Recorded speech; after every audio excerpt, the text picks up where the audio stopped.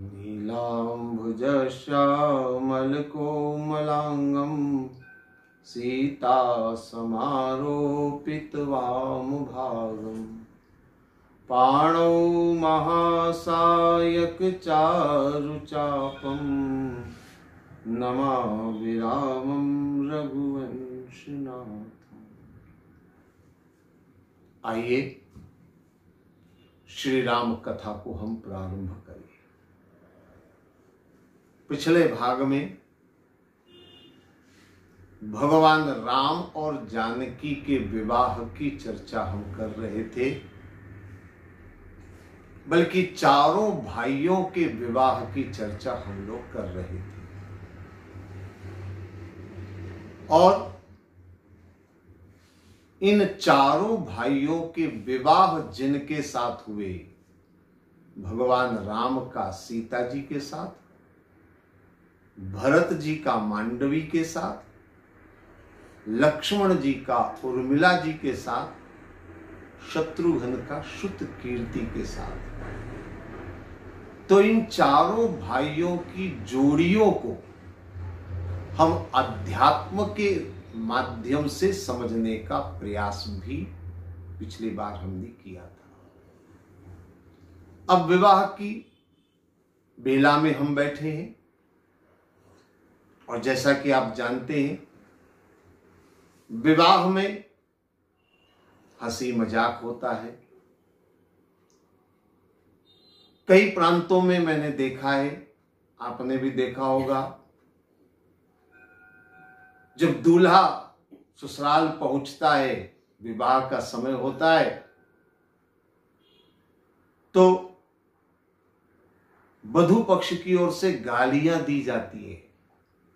ये गालियां कोई शत्रुता की नहीं होती है, बल्कि ये सम्मान की होती है, प्रेम की होती है, भाव की होती है। तो जनकपुर का वातावरण बड़ा विचित्र है। कई विद्वानों के मन में, कई भक्तों के मन में एक प्रश्न हमेशा उठता है कि राम का चरित्र तो मर्यादा पुरुषोत्तम चरित्र है, और राम कोई साधारण नर नहीं है, पूर्ण ब्रह्म परम पिता परमेश्वर है, जिनके दर्शन पाने के लिए योगी, यति, जितेंद्रिय, सिद्ध, संत, महापुरुष युग युगांतर तक तपस्या करते, कठोर तप करते, फिर भी उनकी एक झलक नहीं पा सकते। और आज जनकपुर की नारियां, मां सीता की सहेलियां हंसी विनोद कर रही है, ठिठोलियां कर रही है। तो वास्तव में हमारे संतों ने, हमारे ऋषियों ने भक्ति को दो रूपों में जाना है, भक्ति को दो रूपों में पहचाना है। एक भक्ति होती है जिसमें मर्यादा होती है, जिसमें नियम होते हैं, जिसमें कुछ सिद्धांत होते हैं, साधन भक्ति जिसको कहते हैं। अनेक पंथों और संप्रदायों में जो भक्ति मार्ग पर चलते हैं, उन्होंने अपने पंथों में कई अलग अलग नियम बना रखे, और उन नियमों का पालन करके भक्ति मार्ग में भक्त को आगे बढ़ना है, ऐसा बताया गया है। हालांकि मैं किसी पंथ का विरोधी नहीं हूं, और मैं ये मानता हूं कि जितने भी नियम बताए गए, पूजा पाठ के, भक्ति के जितने नियम बताए गए, उन सबका कोई कारण है, कोई महत्व है, उसका लाभ है, व्यर्थ नहीं है कुछ भी। लेकिन उस पद्धति में, भक्ति में आपको बहुत सारे नियम पालन करने होंगे। आपके सोने उठने का नियम, आपके स्नान आदि का नियम, आपके खान पान का नियम, आपके आचार विचार का नियम, बहुत सारे नियम होते हैं। तो एक तो ये भक्ति होती है, पर एक भक्ति और होती है जिसको प्रेमा भक्ति कहा गया है, जिसमें प्रेम महत्वपूर्ण है, भाव महत्वपूर्ण है। और उस प्रेमा भक्ति में नियम नहीं होता है, विधि विधान नहीं होता है, बंधन नहीं होता है, बस केवल प्रेम होता है, भाव होता है, समर्पण होता है उस भक्ति में। कृष्ण की गोपियों का जो वर्णन है वो उसी प्रेमा भक्ति का वर्णन है, जिसमें वो छछिया भरी छाछ पे नाच नचावे। खट्टी छाछ के लिए वो कृष्ण से नाच नचवाती थी, तू नाच, हम तुझे खट्टी छाछ देंगे। ये प्रेमा भक्ति का स्वरूप है। गोपियां भगवान कृष्ण को उलाहना भी देती हैं। उद्धव गोपी संवाद कि यद्यपि यहां मैं विस्तार से चर्चा नहीं कर पाऊंगा, लेकिन उस संवाद के अंदर यही है। उद्धव जी जब गोपियों को समझाने के लिए आए और गोपियों की भाषा, गोपियों की बातें जब सुनी तो उद्धव जी विचलित हो गए, क्योंकि उद्धव जी ने हमेशा नियम से भक्ति का पालन किया है। वो गोपियों की प्रेमा भक्ति को एकाएक समझ नहीं पाए। उन्हें लगा ये क्या है, किस तरह का बर्ताव, किस तरह के शब्द। लेकिन धीरे धीरे धीरे जब उद्धव जी उस प्रेम भाव में डूबे तब उन्हें पता चला कि ये भक्ति का वो स्वरूप है जिससे परमात्मा वश में हो जाती है। तो ये प्रेमा भक्ति का भाव, जनकपुर की नारियां, मां सीता की सखियां आज उसी प्रेमा भक्ति के भाव में डूब करके हंसी मजाक कर रही है, ठिठोलियां कर रही है। भगवान राम बैठे हुए थे, सखियों ने सोचा दूल्हा बैठा है, चलो थोड़ी ठिठोली करी जाए। तो सखियां जो है भगवान राम के समीप पहुंची, लेकिन जैसे ही सखियां भगवान राम के समीप पहुंची, लक्ष्मण जी तुरंत भगवान राम के समीप आ गए। सखियों ने मन में सोचा ये बड़ा गड़बड़ मामला है, क्योंकि सब जानती है राम सीधे सरल है, लेकिन लक्ष्मण बड़े तेज हैं। लक्ष्मण की बातों का जवाब देना मुश्किल होता है। लक्ष्मण जी कभी सहन नहीं करते हैं।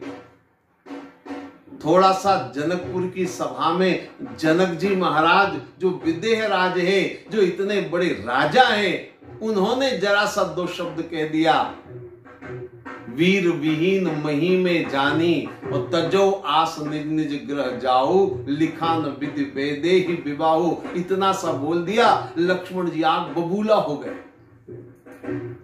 कही जनक जस अनुचित बानी, ऐसे कड़े शब्दों का प्रयोग कर दिया।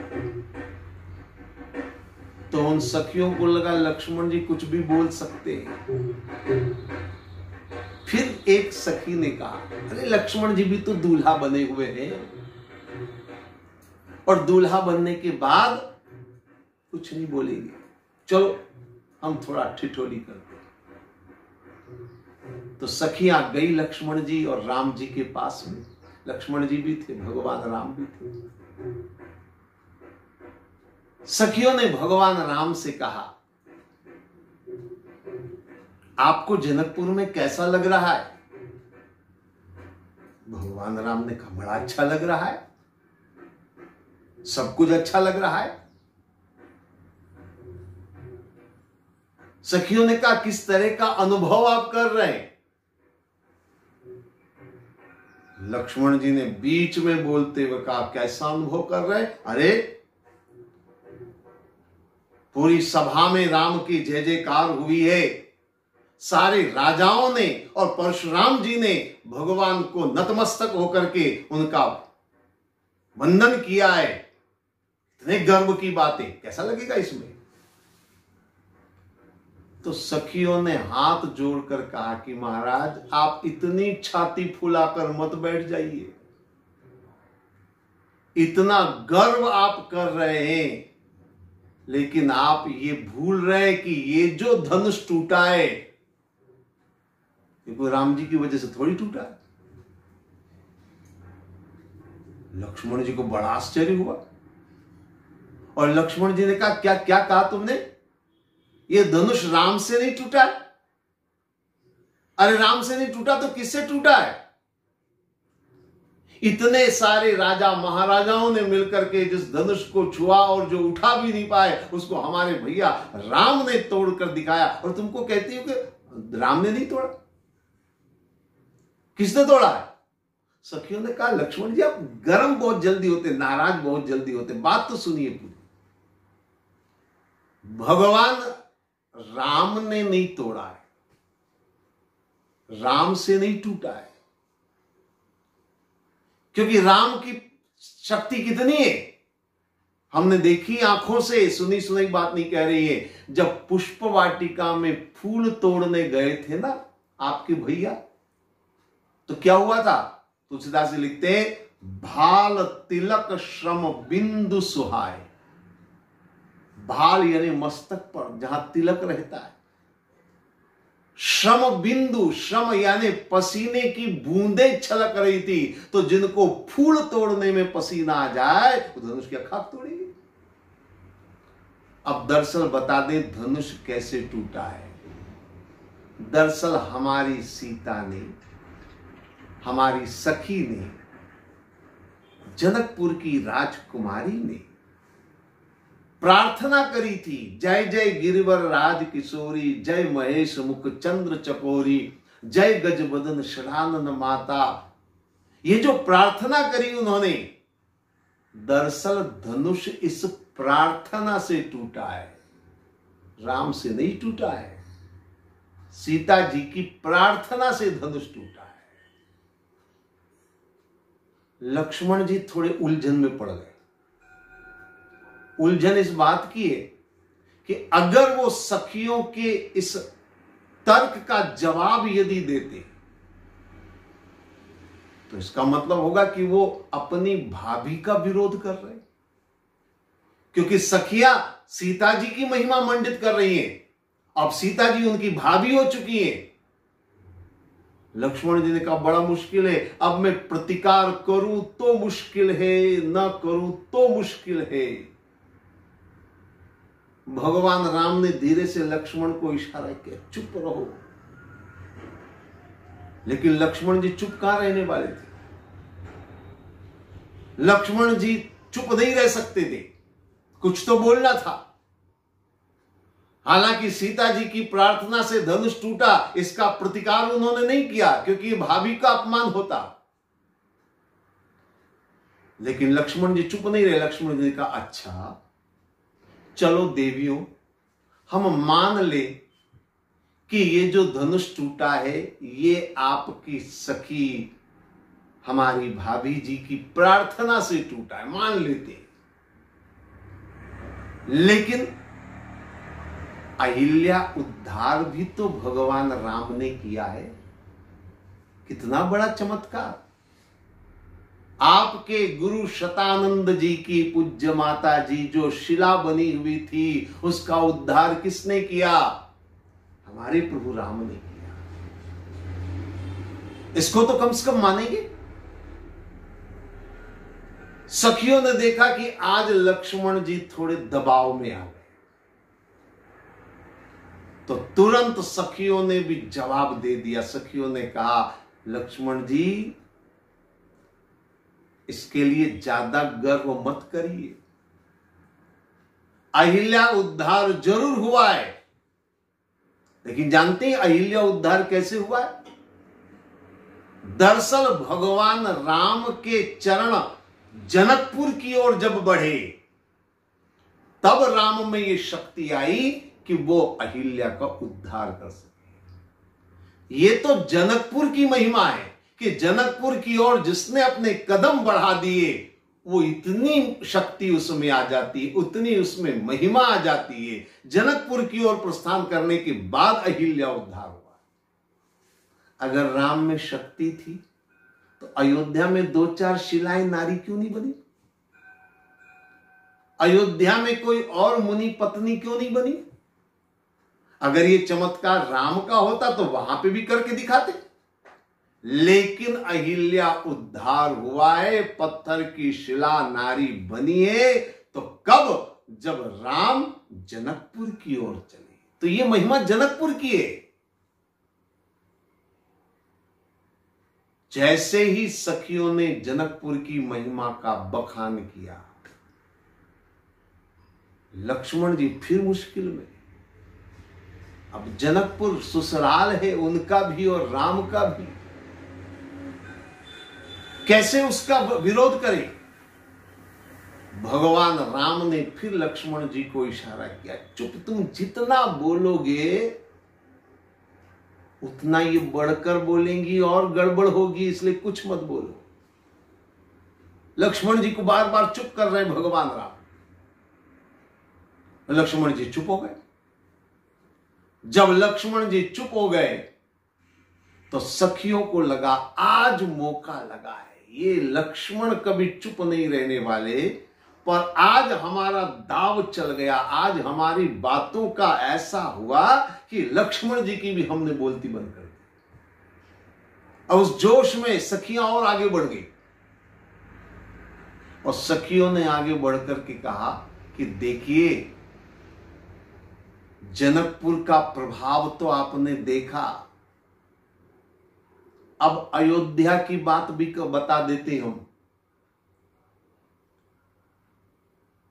जनकपुर का प्रभाव तो इतना है, ये आपने देखा। अब अयोध्या की बात हम बताते हैं कि अयोध्या में कोई प्रभाव नहीं है। अयोध्या तो क्या, अयोध्या के पुरुषों में भी कोई शक्ति नहीं है। इसीलिए खीर से संतानें वहां पैदा होती है, ऐसा हमने सुना है। अयोध्या में तो कुछ नहीं है, अयोध्या के लोगों में भी कोई शक्ति नहीं है, खीर से संतानें पैदा होती है। भगवान राम ने लक्ष्मण जी को इशारा किया, ले चुप, और बोलेगा? अब हम खुद खीर से पैदा हो गए, अब क्या जवाब देगा? इसलिए मैं शुरू से कह रहा हूं, मत बोल, जितना बोलेगा उतनी अपनी खुलेगी पोल। अब आ गई अपने ऊपर बात, अब क्या करें? लेकिन इतनी बड़ी बात कह डाली सखियों ने, है तो मजाक लेकिन बड़ी बात कह दी। अयोध्या के पुरुषों में कोई पुरुषार्थ नहीं है, खीर से संतानें पैदा होती।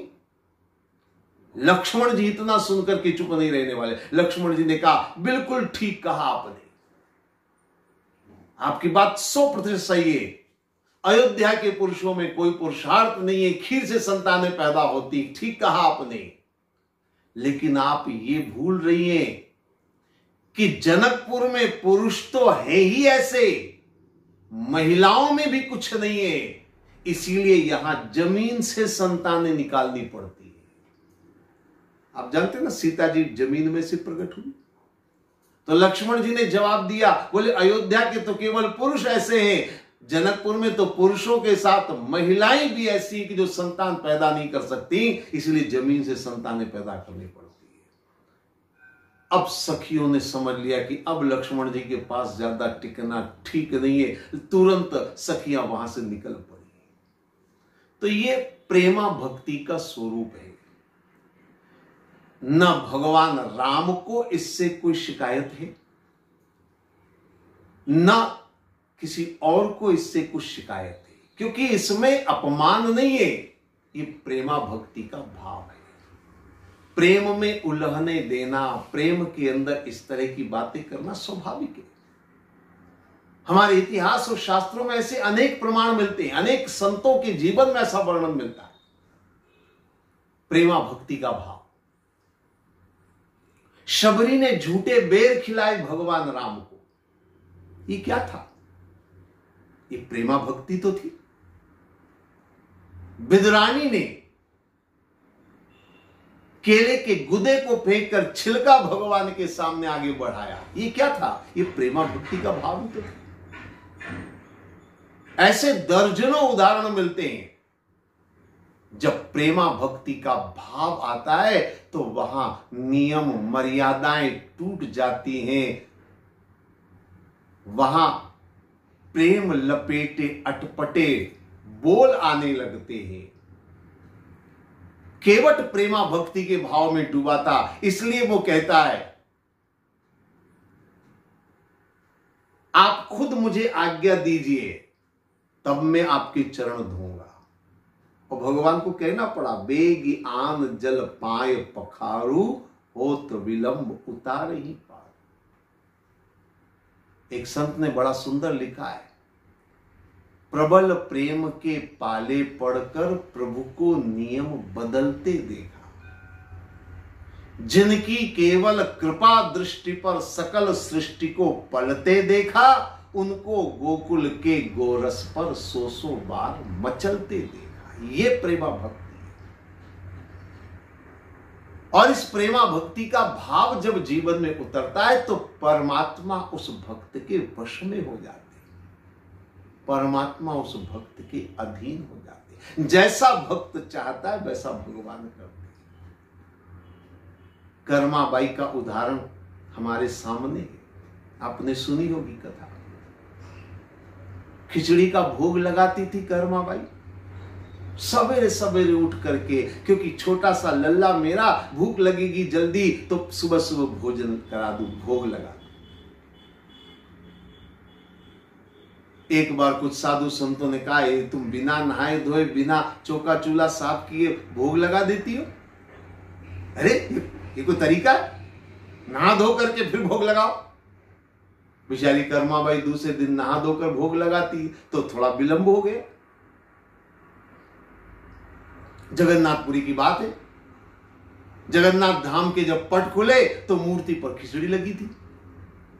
पुजारी हैरान, एक दिन, दो दिन, तीसरे दिन भगवान ने स्वप्न दिया पुजारी को कि कर्मा को रोज भोग लगाने में देरी होती है, तुम इधर पट खोल देते हो, इसलिए मुझे भाग करके आना पड़ता है, तो मुंह पर खिचड़ी लग जाती है। इसलिए कर्मा से कहो, जैसे पहले बिना नहाए धोए भोग लगाती थी वैसे लगाया कर। ये प्रेमा भक्ति है। यहां स्नान की मर्यादा नहीं है, यहां तो प्रेम और भाव है। तो ऐसे दर्जनों उदाहरण हमारे यहां हैं। जब प्रेमा भक्ति के भाव में जब कोई डूबता है तो परमात्मा उसे सहज स्वीकार कर लेते, प्रभु अपने नियम बदल देते। कर्नाटक में उडुपी गांव है, बहुत पुरानी कथा है, कोई 400 साल पहले की कथा होगी। वीरप्पा नाम का एक आदमी था, बचम्मा उसकी पत्नी थी,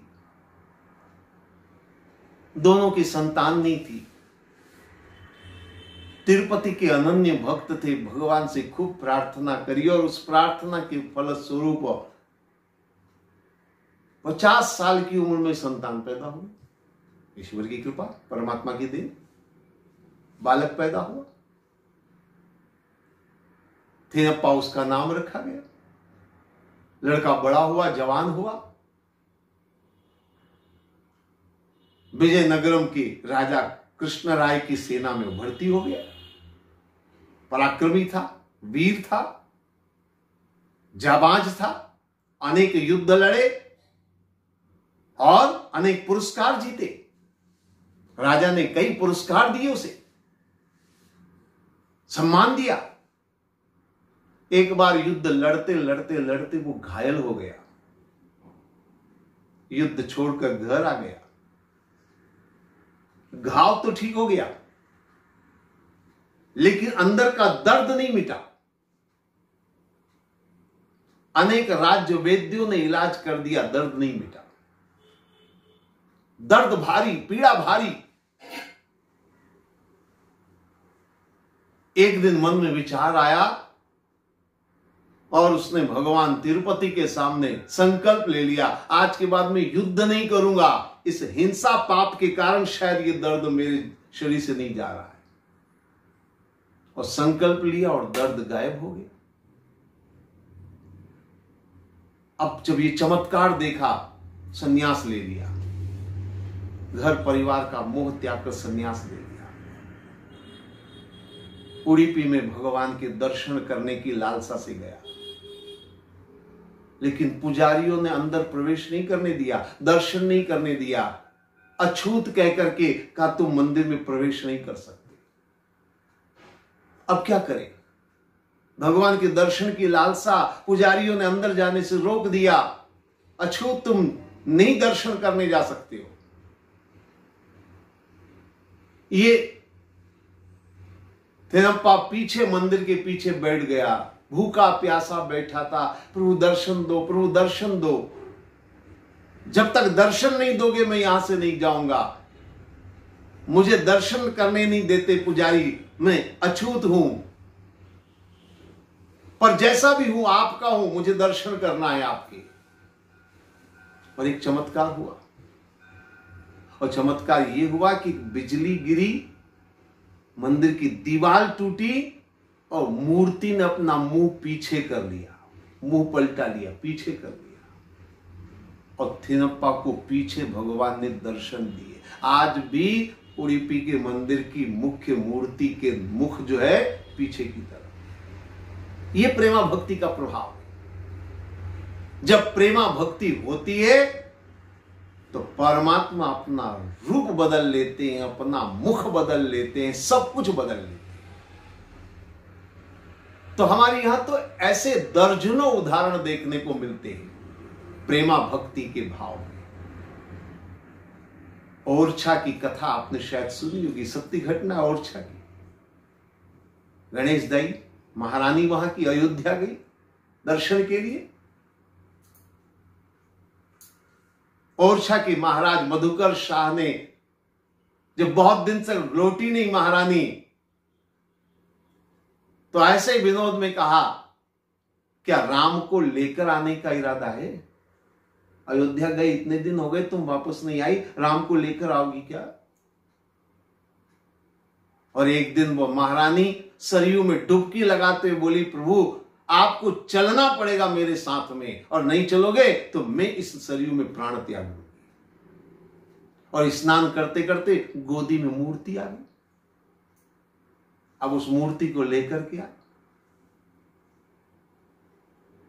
और राजा बना करके लेकर के आए कि अब तो आप ही ओरछा के राजा होंगे। और अयोध्या के राघवेंद्र राम ओरछा में आकर बैठे। ये प्रेमा भक्ति का प्रभाव है। तो मैं आपसे निवेदन ही कर रहा हूं कि अनेक घटनाएं देखने को मिलती हैं प्रेमा भक्ति के अंदर, परमात्मा वशीभूत हो जाते हैं। सदन कसाई, अब उसका काम था, कसाई का काम आप समझ सकते, मांस विक्रय करता था वो। एक शालिग्राम जी हाथ में आ गए तो उसी को तोल बना लिया और तोलता था तराजू के ऊपर। एक तरफ शालिग्राम जी, दूसरी तरफ मांस रख के तोल लेता था। एक साधु की नजर पड़ी। साधु ने कहा, अरे ये तो अज्ञानी ना समझे, पर कर क्या रहा है? शालिग्राम जी को वजन का पत्थर बना लिया और मांस तोल रहा है। साधु ने फटकार लगाई। शालिग्राम बोले, ये मैं ले जाता हूं, मैं इसको गंगा जल से शुद्ध पवित्र करके पूजा स्थल में रखूंगा, तूने इसका क्या हाल कर रखा है?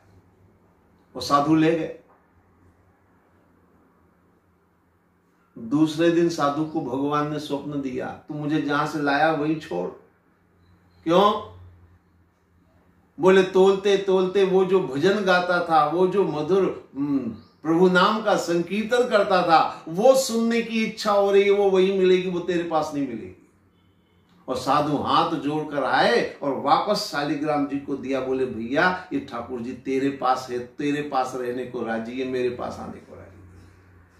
तो जहां प्रेम होता है वहां पत्थर बनने को भी भगवान तैयार होते हैं। ये प्रेमा भक्ति का भाव है।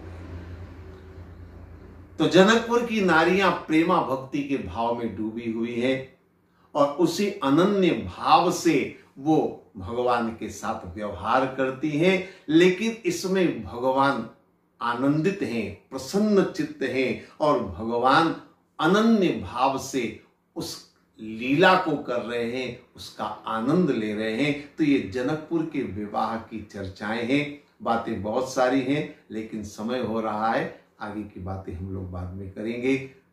ओम सर्वे भवन्तु सुखिनः, सर्वे सन्तु निरामया, सर्वे भद्राणि पश्यन्तु, मा कश्चित् दुःख भाग् भवेत्। ओम शांति शांति शांति।